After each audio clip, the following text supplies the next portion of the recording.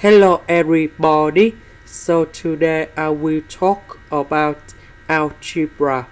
The topic today is about we need to find the largest number that can be divisible by 7 less than or equal to 100 million. So now I will show you how to answer. First, we need to use this number in here. We divide by 7 and we calculate about this one, and we have 1 4 2 8 5 7 1 4.29. So we just concentrate about this number in here.